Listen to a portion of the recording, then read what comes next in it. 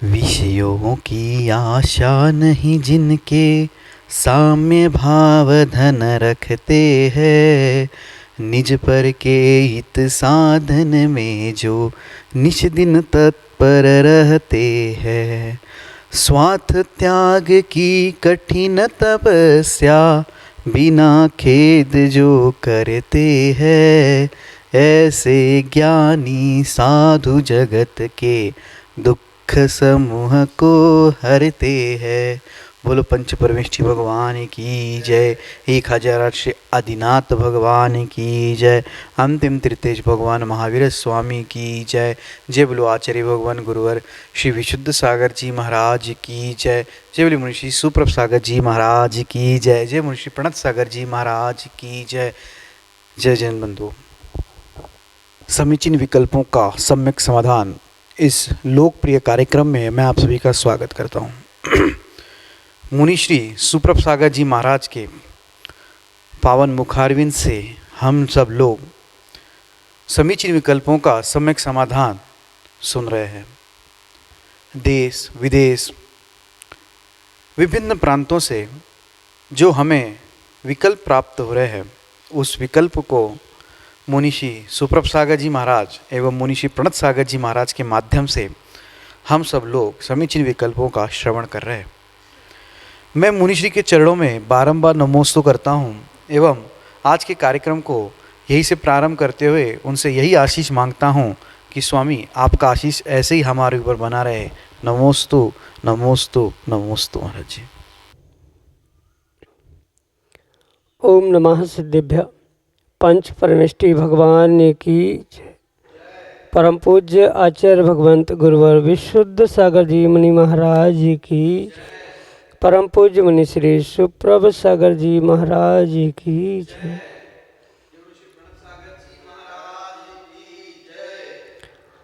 समीचीन विकल्पों का सम्यक समाधान।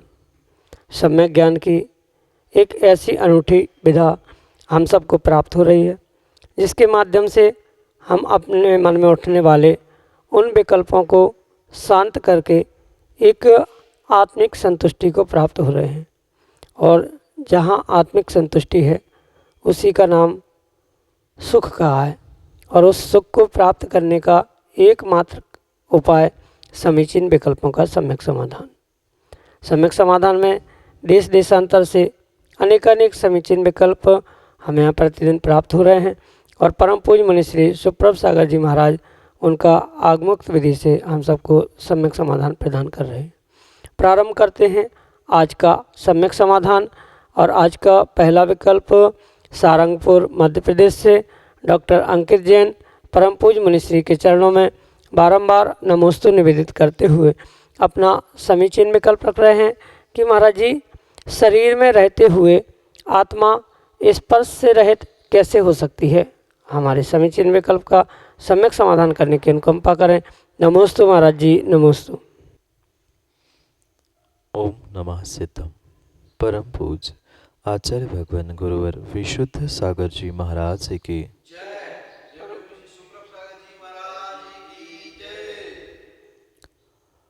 ये आत्मा और शरीर का जो परस्पर में संबंध कहा गया है, वह संबंध परिपूर्ण रूप से संश्लेष संबंध कहा गया है।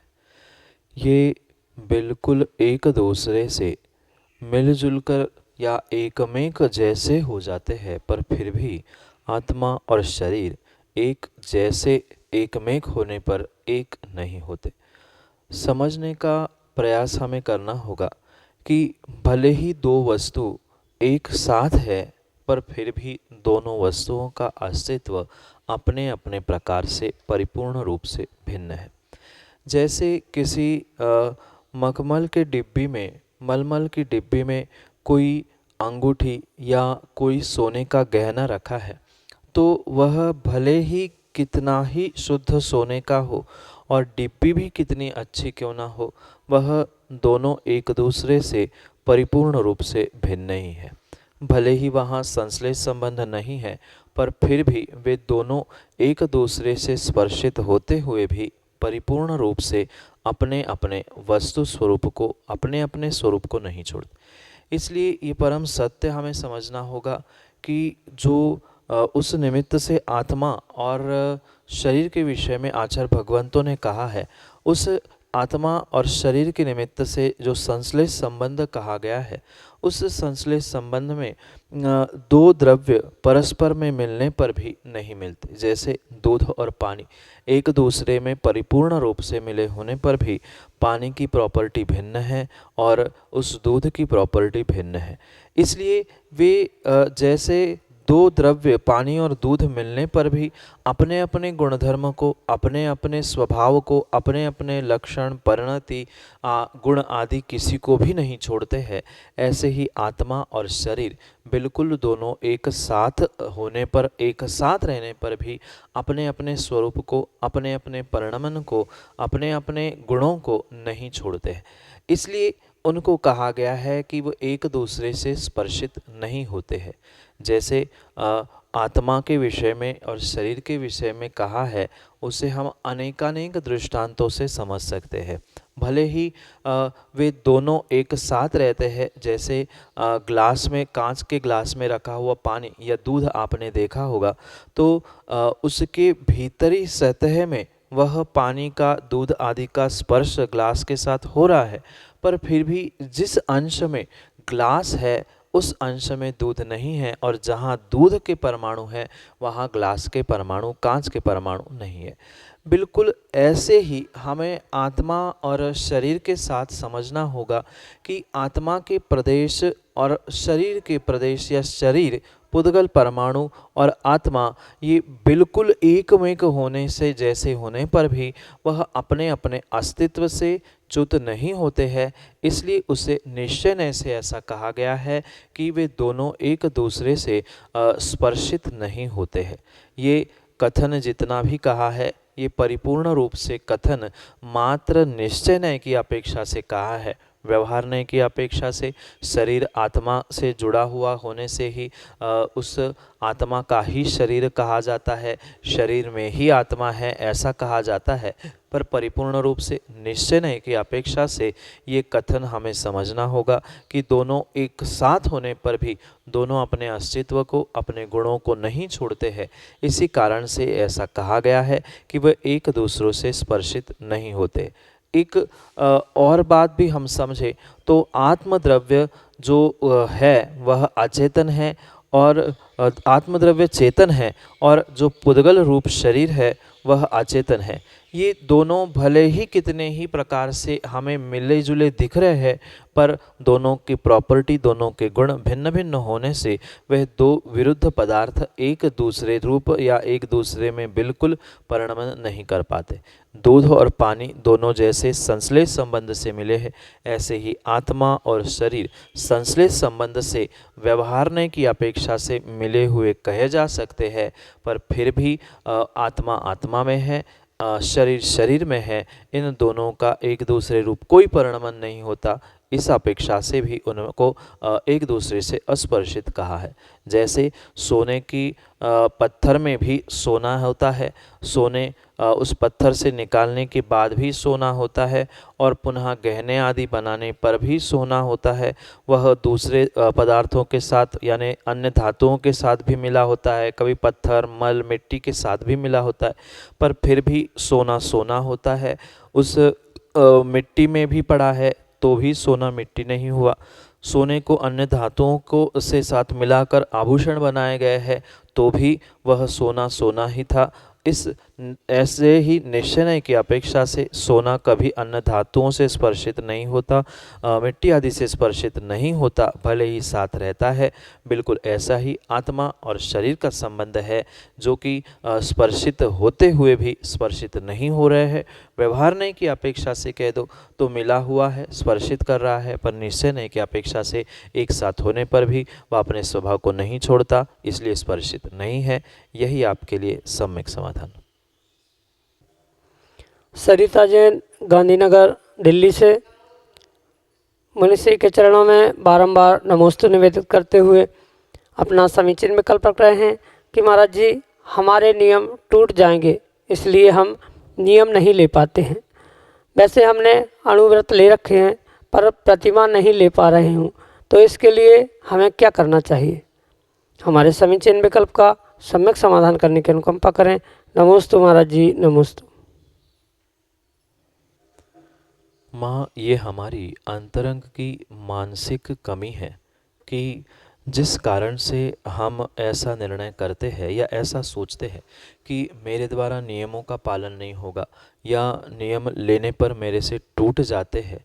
अधिकांश जीवों की वर्तमान में यही स्थिति है कि वे इसी कारण से डरते हैं कि माना कि मैंने नियम ले लिया और नियम नहीं निभा पाए या परिपूर्ण रूप से नियम पूर्ण नहीं कर पाए तो क्या होगा, टूट जाएगा तो उसका कितना पाप पड़ेगा, आदि आदि। पता नहीं वह अपने मन में कितनी सारी बातें करते हैं और कितने ही मन में सोचते सोचते वह सम्यक कार्य नहीं कर पाते।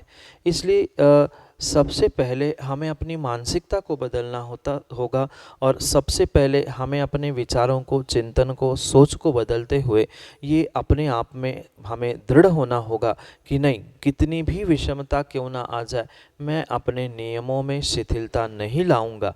ऐसा अगर निर्णय हमने किया है और बार बार प्रतिदिन इस नियम को या इस विचारों को, इन सोचों को हम दोहराते रहेंगे तो पक्का मानना आपको नियम टूटने का कभी भी विकल्प नहीं आ सकता।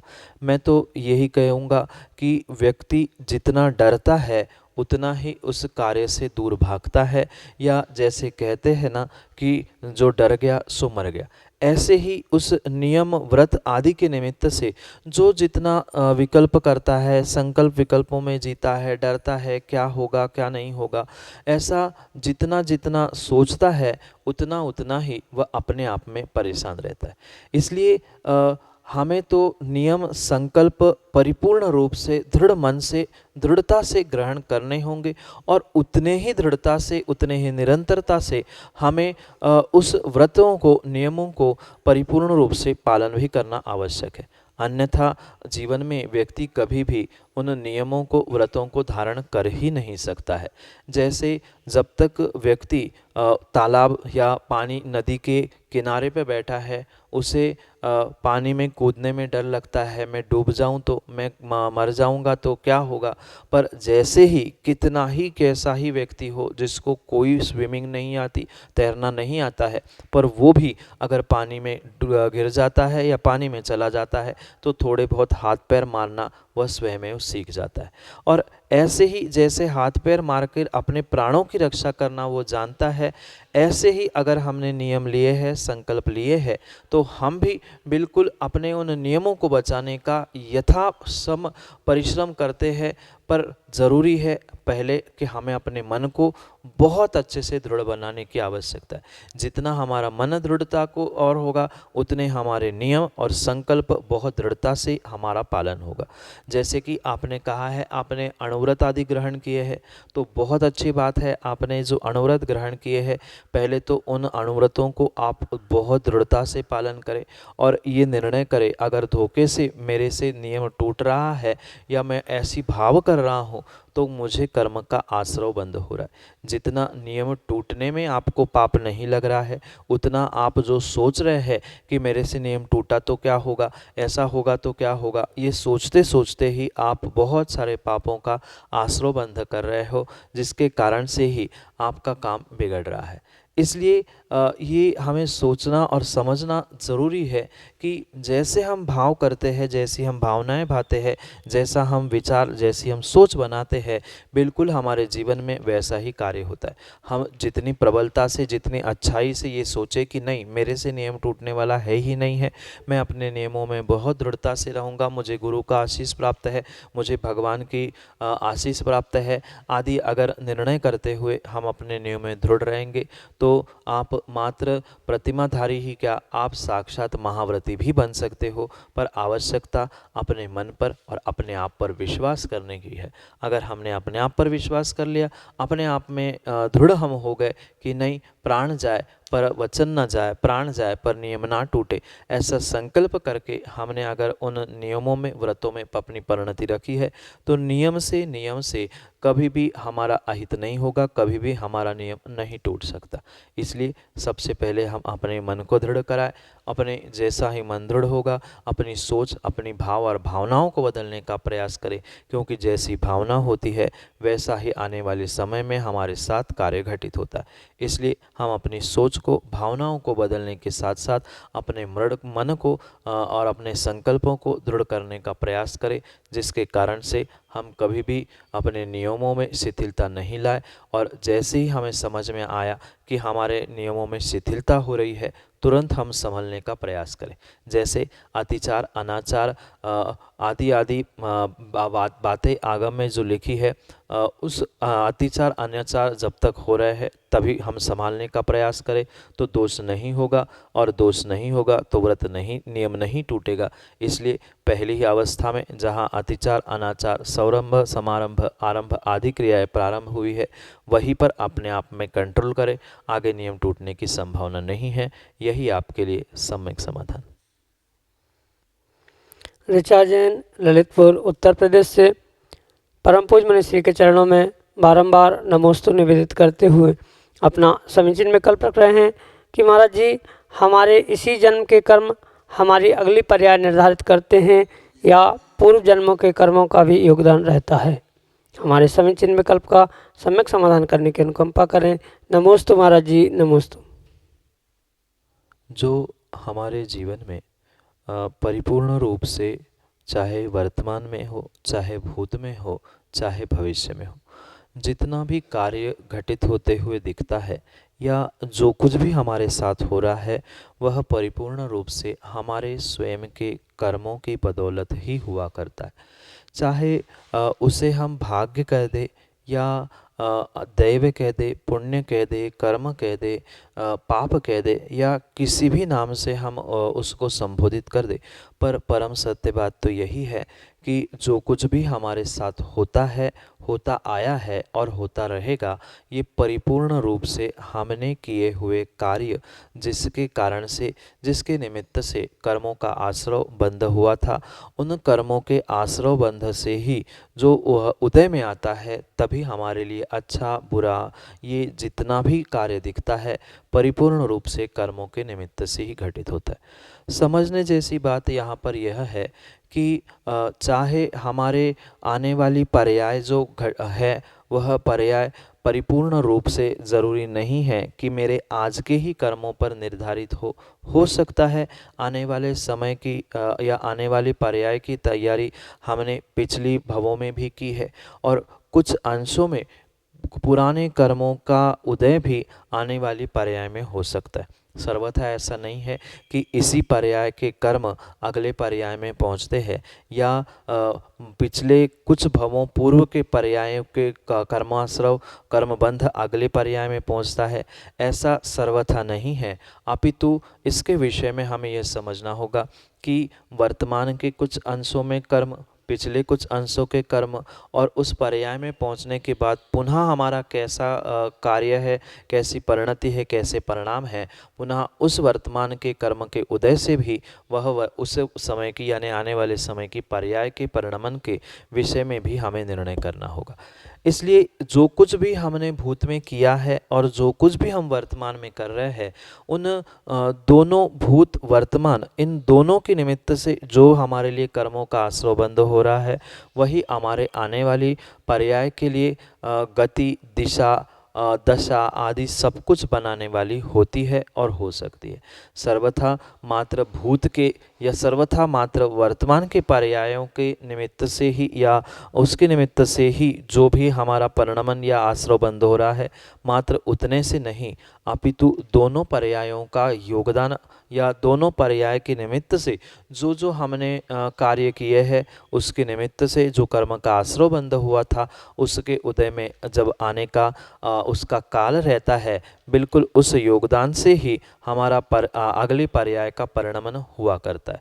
मतलब ये बात हम अवश्य समझे कि जो हमारी अगली पर्याय में परिणति निर्धारित होनी है, वह अगली पर्याय की मात्र और मात्र आयु का बंध इस पर्याय से पहुँचेगा, यानी 8 कर्मों में से आयु कर्म हम जो इस पर्याय में बांधेंगे वही हमें बिल्कुल अगली पर्याय में मिलेगा।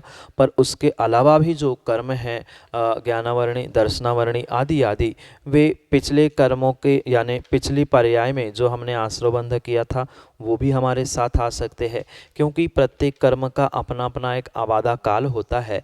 आबादा काल से प्रयोजन है कि कितने दिन बाद या कितने समय बाद वह कर्म हम उदय में आता है, उस काल को आबादा काल कहते हैं।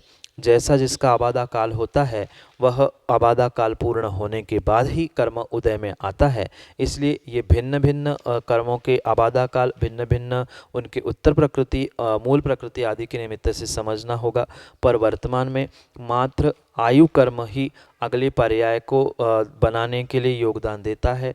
शेष पिछले कर्मों का भी वहाँ कोई ना कोई हाथ योगदान अवश्य होता है, तभी उन दोनों के निमित्त से हमारी आने वाली वह अगली पर्याय निर्धारित होती है। इसलिए मात्र वर्तमान ना मात्र भूत दोनों की मिलीजुली योगदान से ही हमारी अगली पर्याय निर्धारित होती है, जिसके कारण से हमारा परिणाम, परिणति, कर्म आश्रव आदि आदि सब व्यवस्थाएं बनती है। यही आपके लिए सम्यक समाधान। अगले समीचीन विकल्प के लिए वासिम महाराष्ट्र से ऋषिकेश पंचवाटकर परम पूज्य मुनिश्री के चरणों में बारंबार नमोस्तु निवेदित करते हुए अपना समीचीन विकल्प रख रहे हैं कि महाराज जी, कभी कभी ऐसा होता है कि गलती किसी की भी हो पर डांट हमें ही पड़ती है और हम उसमें फंस जाते हैं, तो क्या यह हमारे पूर्व कर्मों का परिणाम है एवं इससे बचने का क्या उपाय है?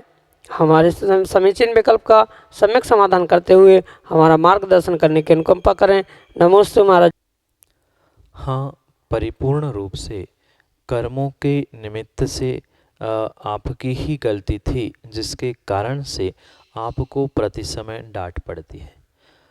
बात हमें इस प्रकार से समझनी होगी कि भले ही हमारी वर्तमान में हमें अपनी गलती का एहसास नहीं हो रहा है या हमें गलती समझ में नहीं आ रही है, पर बिना गलती के कोई भी कार्य हमारे साथ विपरीत नहीं होता है।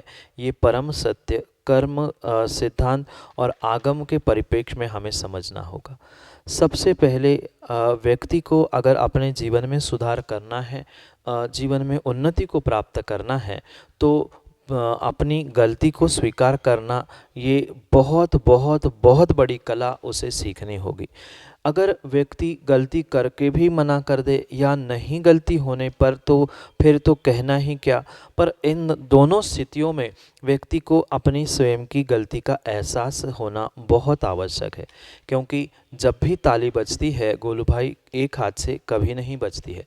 कहीं ना कहीं कुछ अंशों में आपकी स्वयं की गलती होगी, तभी आपको माता पिता या अन्य कोई डांट देता है या फटकार मिलती है, अन्यथा ऐसा होना संभव ही नहीं है। क्योंकि आप कितना ही कहना कि एक तरफा हो रहा है, ये पार्शलिटी होती है या उनके बारे में सोचा जाता है, घर में मैं ही अकेला डांट खाता हूँ, ये सर्वथा हमारी मानसिकता है, ये हमारी मान्यता है। ऐसा सर्वथा नहीं होता कि हम बिल्कुल ही नहीं गलती करें और हमेशा ही हमें डांट पड़े।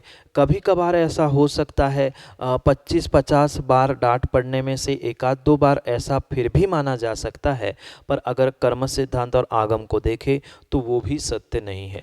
भले ही आज आपने गलती नहीं की है, पर कभी ना कभी कल आपने गलती की थी, जिसके कारण से आपको वर्तमान में डांट पड़ रही है। जब तक वह कर्म के बारे में और वर्तमान के बारे में और भूत के बारे में व्यक्ति अपनी गलती को समझने का प्रयास नहीं करेगा, तब तक उससे बचने का, उससे मुक्ति प्राप्त करने का वह उपाय खोज भी नहीं सकता और उस उपाय को वह प्राप्त भी नहीं कर सकता।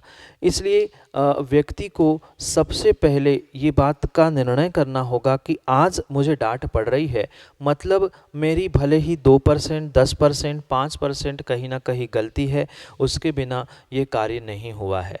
कहीं ना कहीं उस गलती का सुधार करने का विचार करना होगा। साथ में अगर वर्तमान में आपको अपनी गलती नहीं समझ में आ रही है तो भूत की गलती का भी आपको एहसास होना ज़रूरी है कि भूत में कर्मों के निमित्त से या कुछ गलत कार्य करने के निमित्त से हमने कर्मों का ऐसा आश्रव करके रखा था कि हम कुछ करें वह अच्छा होता ही नहीं है, या उसके कारण से अच्छा करने का प्रयास भी करें तो भी हमें डांट पड़ती है। ये परिपूर्ण रूप से हमारी भूत की गलती है, और वर्तमान में जब गलती कर ही दी है तो फिर हमें डांट खाने में शर्माने की कोई बात ही नहीं है, क्योंकि वर्तमान में हमने काम गलत किया ही किया है। भले ही हम दूसरे का काम बिगाड़ पाए या ना बिगाड़ पाए, या किसी दूसरे के कार्य में विघ्न हो नहीं हो, काम बिगड़े नहीं बिगड़े, पर उसके निमित्त से जो हमारी स्वयं की गलती है या हमने कुछ गलत कार्य किया है, उसके निमित्त से हमारे आने वाले समय के लिए हमने बहुत बड़े कर्म का आश्रव अवश्य किया है। ये बात भी हमें बहुत अच्छे से समझनी होगी, क्योंकि ये जो नियम है ताली बजने का, वह कभी भी किसी भी प्रकार से एक हाथ से नहीं बजती। ज़रूरी नहीं है कि दोनों हाथ हिलाने से ताली बजे। एक हाथ स्थिर था, दूसरा हाथ उस पर लगा था, तभी जाकर वहाँ ताली बजी थी। क्योंकि अगर ऐसा आप कहो कि सब छूट जाते हैं, मैं ही फंस जाता हूँ, तो ऐसे फंसने वाले लोगों के साथ आप पहले रहते ही क्यों हैं? अगर वैसे व्यक्ति, कहा भी जाता है कि जिसके साथ जैसा रहता है, चोरों के साथ रहने से व्यक्ति उसको हर कोई चोर ही कहता है। शराबी के साथ रहोगे तो शराबी ही कहलाएगा। कितने ही शराब की दुकान के सामने बैठकर आप कितना ही अच्छा शरबत या पानी भी पी लेना, वहाँ हर व्यक्ति आपको शराबी ही कहेगा।